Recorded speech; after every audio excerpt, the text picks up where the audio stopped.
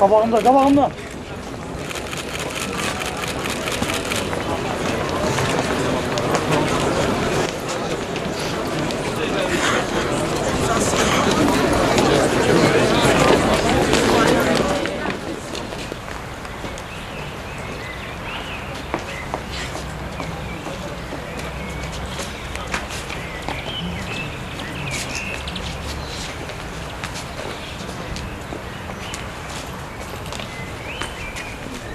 Yaklaşık güçlü olsun ki Sovyet döneminde olduğu gibi soykırım kurbanlar üzerinde, şəhidlərin qəbirlərində kirovlar, heykəllər ucaldılmış.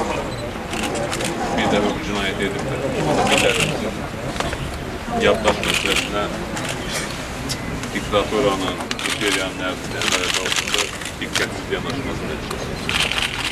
İnşallah bir daha təkrar olmaz, şəhidlərimizin ruhunu şad etməkdə biz özümüzdə güc taparız.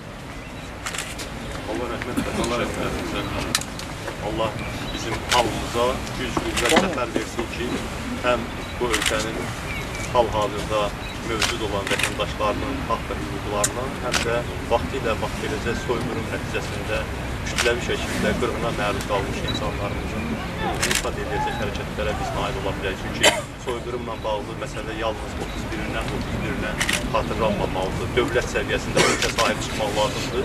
Onun üçün də dövlət bu millətə gerçəkdən də xidmət eləməlidir. Allah şəhidlərimizə rəhmət olsun. Bir yerdə olsun. Hər ay, hər gün bunu yaddan çıxartmaq olmaz. Allah bizə fəxər versin, imkan versin, şərait versin ki, biz bunu beynəlxalq səviyyədə qaldıra bilək. Amin. Sizi birgə dəvət edirik. Sağ olun.